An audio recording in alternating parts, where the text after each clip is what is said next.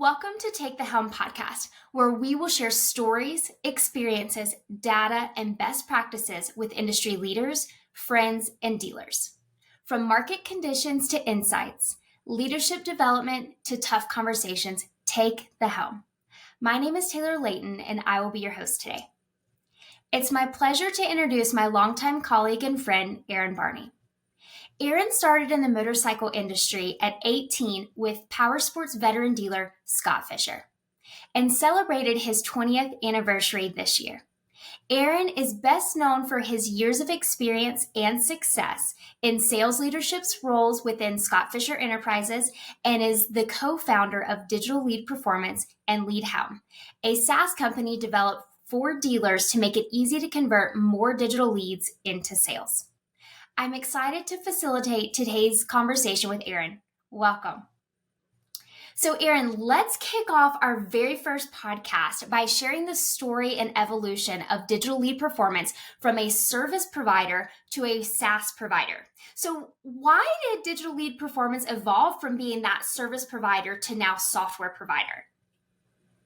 Yeah, well, first, thanks, Taylor. I'm excited to be on here with the first part podcast. So, I'll back up a little bit on your question, go a little further back in history. Almost 10 years ago, as a large Harley Davidson dealer group that we were at the time, then we were learning that the real true largest opportunity that we had to sustain have sustainability and even obviously drive and create growth was really through our digital doorway, and we weren't focused on it at that time. And when we really started focusing on it, we started driving best practices, and it was really about providing best in class customer experience. We were a dealer group that really put the customer experience first. So it fit well for us to kind of pivot and make that one of our bigger focus points in that time.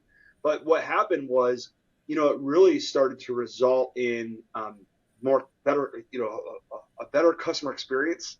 And because of that, it created more sales from our online shoppers. So that's really where it started.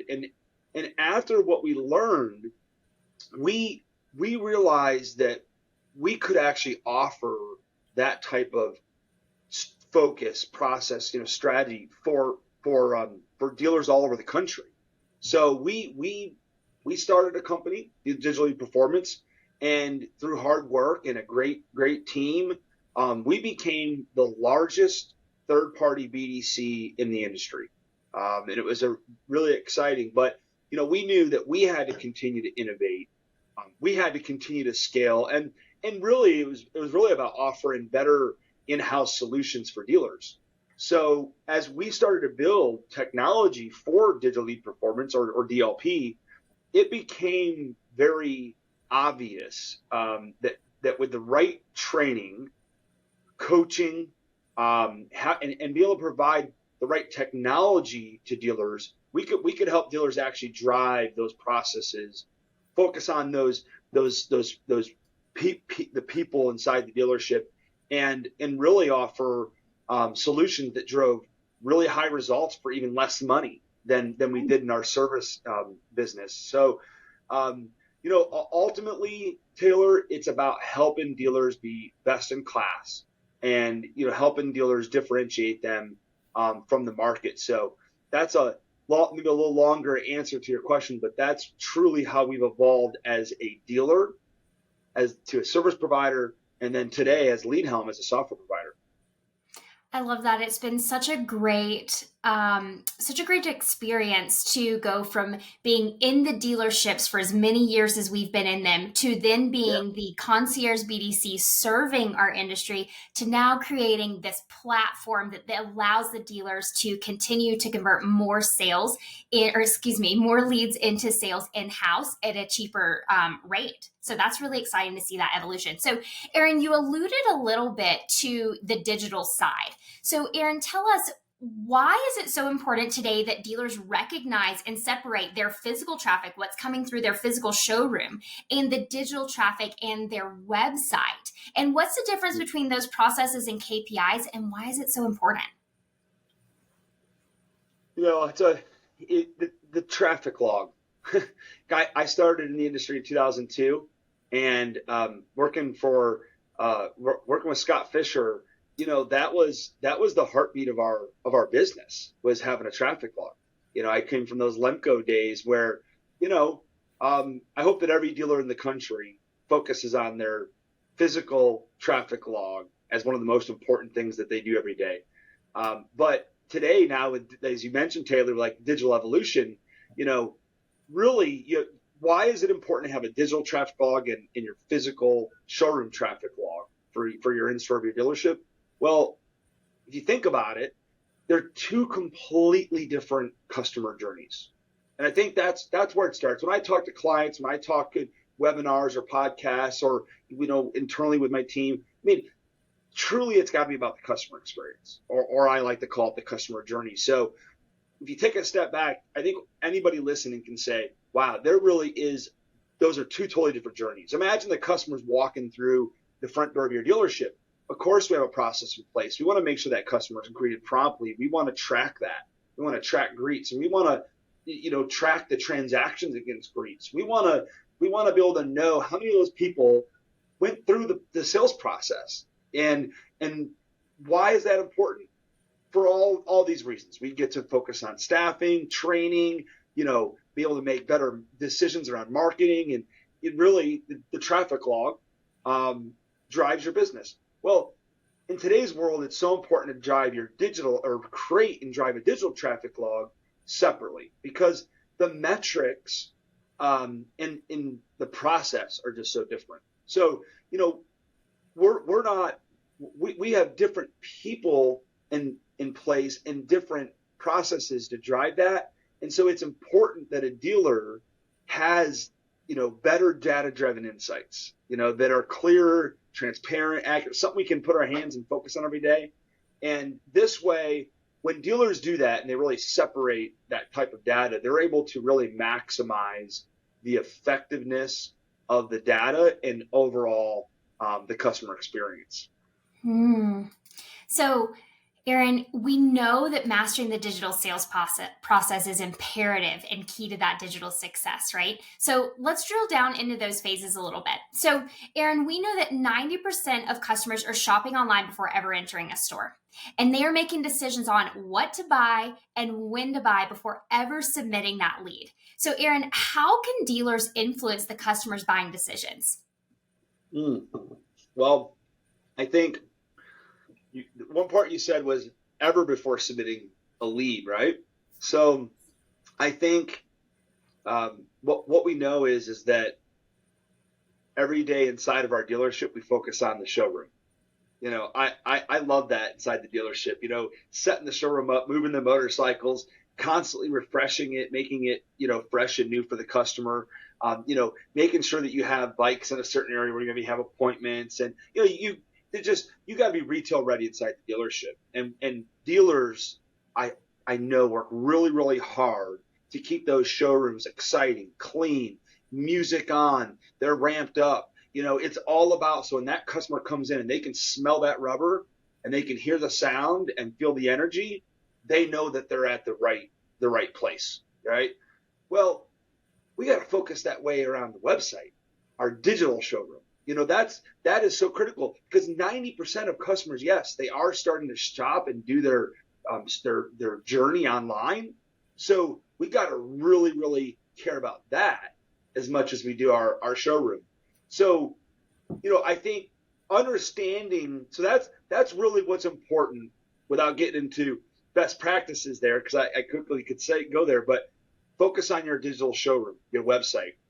And I can talk a little bit about that further around, website traffic conversion to leads. It's important metric. But there really are three phases in the digital sales process that you alluded to, Taylor. It's lead capture, lead follow-up, and lead conversion. And what I tell clients and dealers all the time, and we're having this conversation. Where can I get better? It's a never ending cycle. There are three phases. They're really well defined, and there's a lot that falls into all three phases. But you really got to be great in all three. And examples of that beyond generating a lead is what's your response time, right? What's the excitement like when we're following up with that customer, and follow-up cadence. So how many times are we attempting to make contact, or even if we make contact, continuing that relationship? Speaking of relationship, that's the number one most important thing, is building that relationship with the customer. I believe that trust is one of the largest values that we can offer a customer, because you said something, Taylor. You said a customer is looking to find out where to buy, when to buy.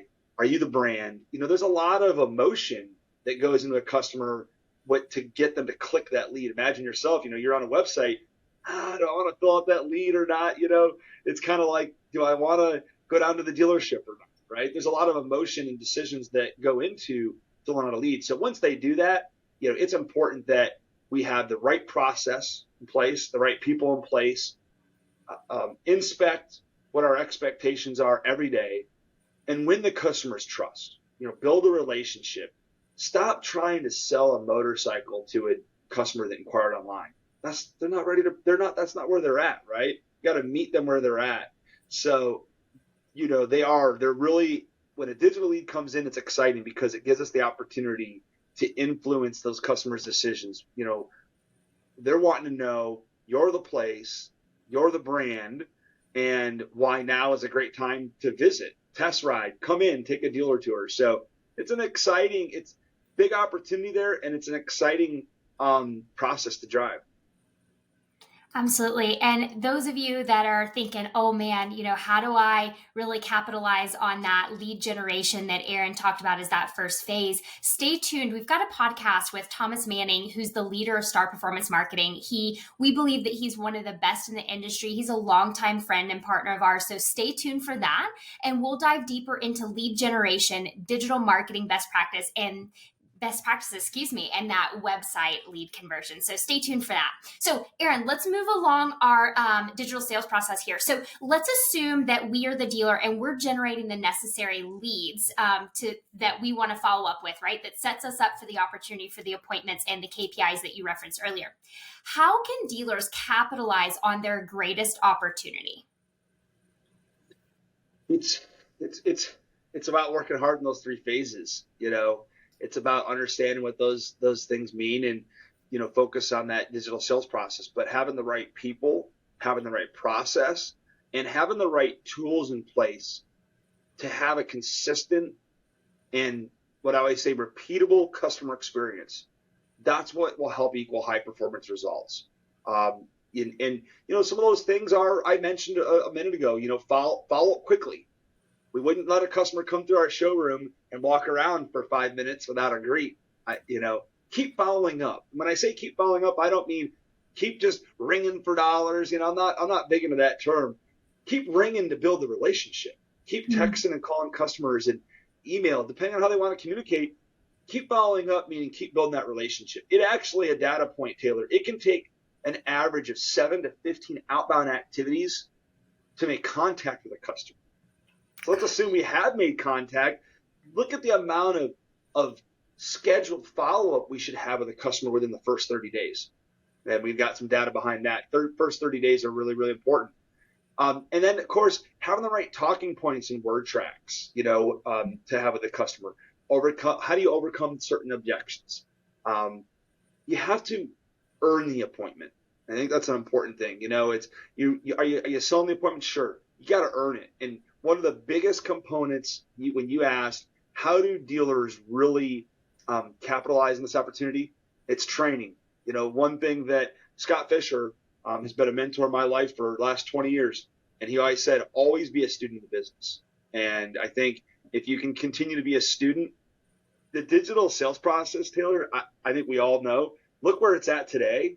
Look where it was at 20 years ago, right? Look at where it's going to be in the next 10 years. So jump on this wagon, jump into this, because it is going to continue to revolutionize quickly.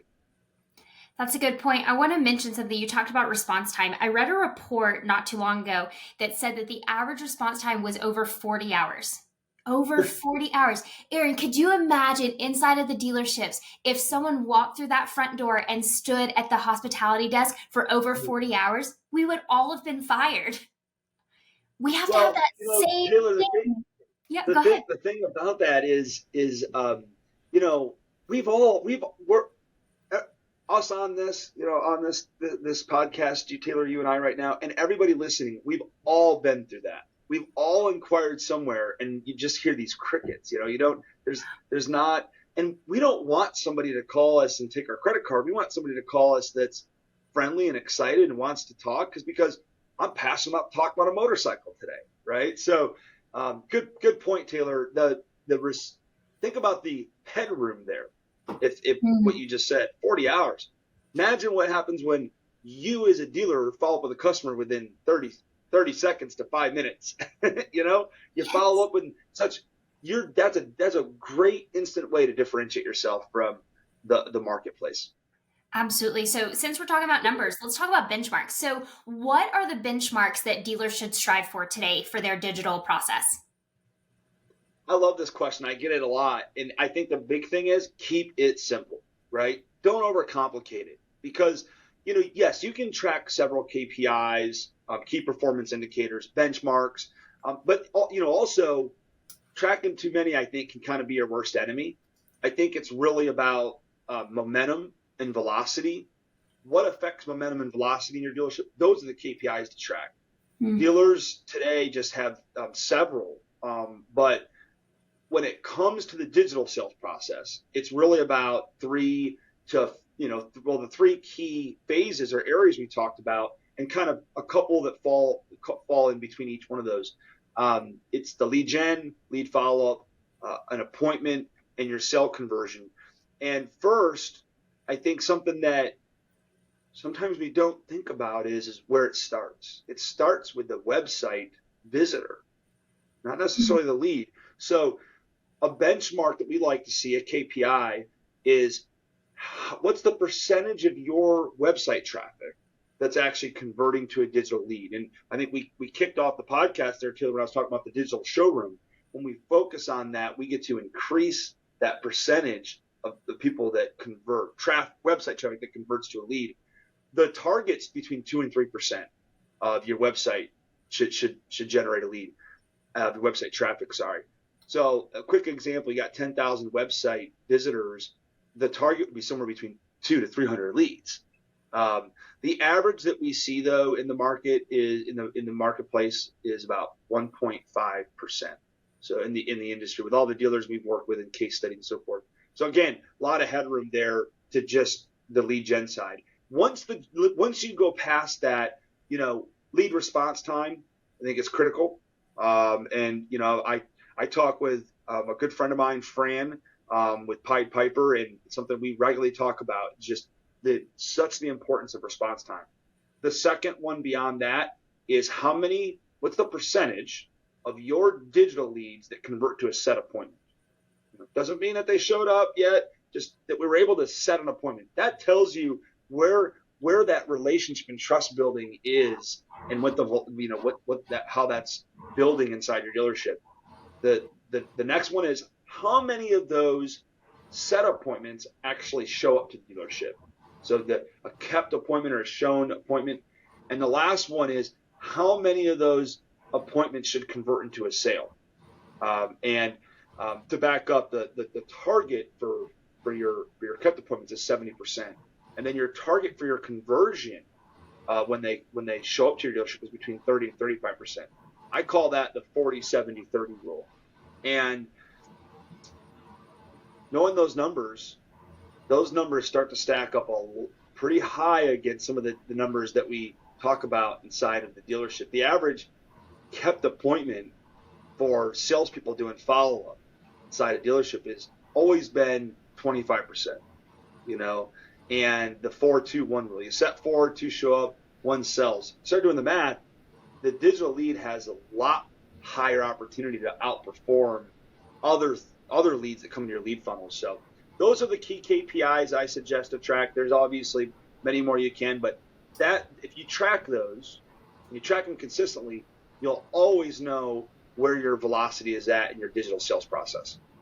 Awesome. So just to summarize, we want to track lead response time, ideally less than 10 minutes, right, Aaron? Then we want to track our set appointment, our benchmark being 40%. And remember, guys, if you're a little bit under that, don't fret, right? Look at increasing it, 5% week over week and increase it up to 40%. And then once you hit that, don't stop, keep going, right? So let's go back. So lead response time under 10 minutes, set appointment under 40%, 70% kept rate, and a 30% kept appointment conversion.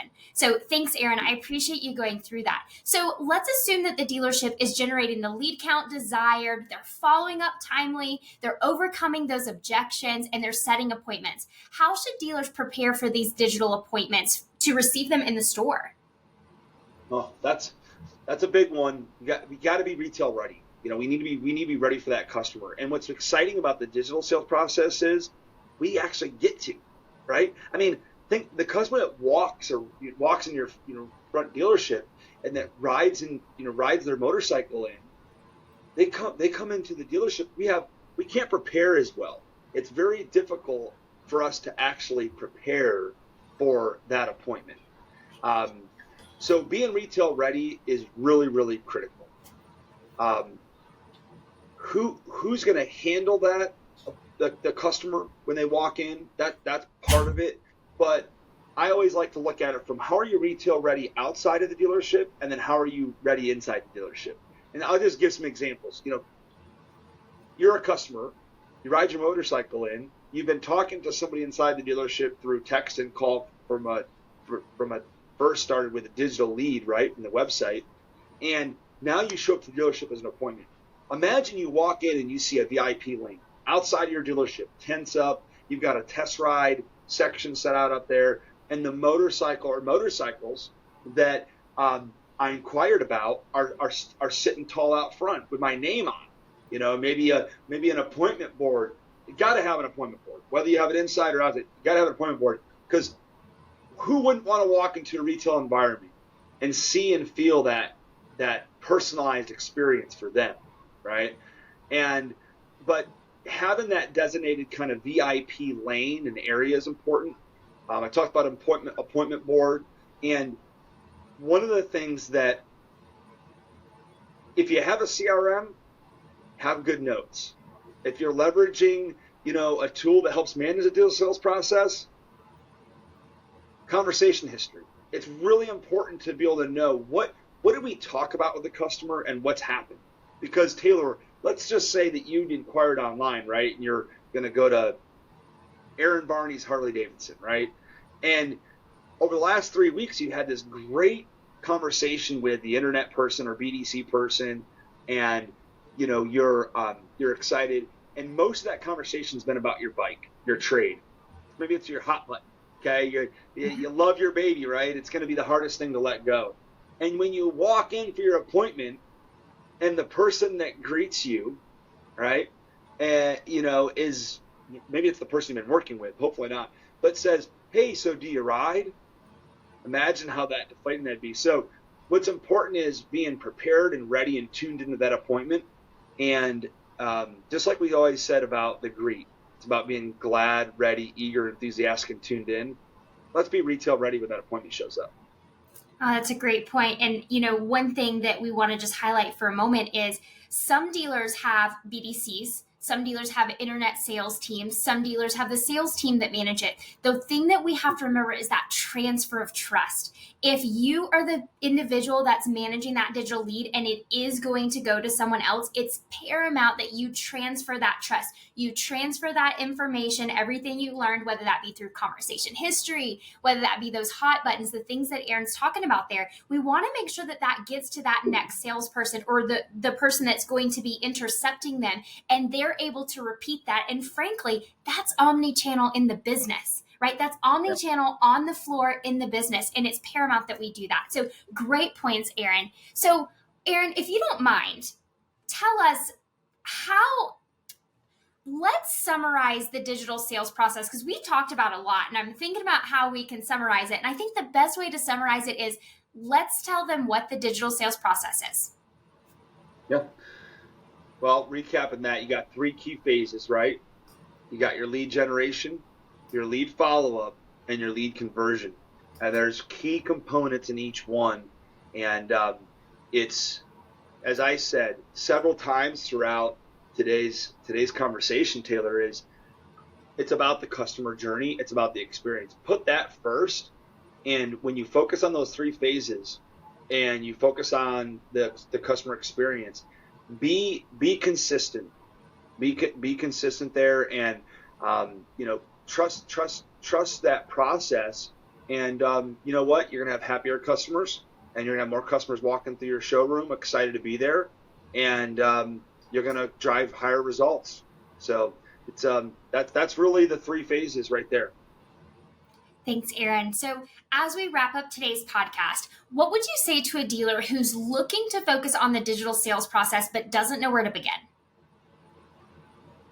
Yeah, that's a good question, Taylor. I mean, I think first you have to identify your current process. Just zoom out, right, and look at it from maybe more of a 30,000-foot view and say, what's my current process look like? Take those KPIs we talked about today and look at where you're at now compared to the benchmarks that we shared earlier in the podcast. The best one, mystery shop your dealership. Just mystery shop. Just put yourself in the customer's shoes for a moment, and don't do it just one time. Do it a handful of times. Do it in the morning. Do it. What does it feel like 10 minutes before your dealership closes? The customer don't care. What they care about is, are you the place? Is now the time? And are you the brand? So mystery shop your dealership and be creative. Have some fun with it, and don't do it to chastise, who's handling the line. Use it as a training opportunity and improve. Set goals to achieve the benchmarks. Taylor, you said something I love. It's incremental, right? It's not about getting from here to here overnight. But if you know where you are and you know where you want to get to, then you got something to work towards. And you can see that headroom, then it's a lot more fun. And so track, measure, and continue to improve every day. I love that. This conversation is so exciting. And I know we have this conversation a lot, not only internally, but with dealers all the time. And so this is just such a fun and exciting conversation to have. And I know that you and I could probably talk on this subject for hours, honestly, days. But this really starts to wrap up today's podcast. Aaron, thank you so much for your time today and bringing that expertise here. So thank you to our audience. Thanks for joining us today. Be sure to subscribe to our monthly podcast and tune into all our conversations with our industry leaders, our friends, and our dealers. Be sure to share this podcast with a friend in the industry. Remember, there's nothing more important right now for the dealer than to really capitalize on this digital evolution. So we'd love to hear from you. Tell us your biggest insight or takeaway, or even the best practices on how you master the digital sales process at your dealership in the comments below. We'll see you next time.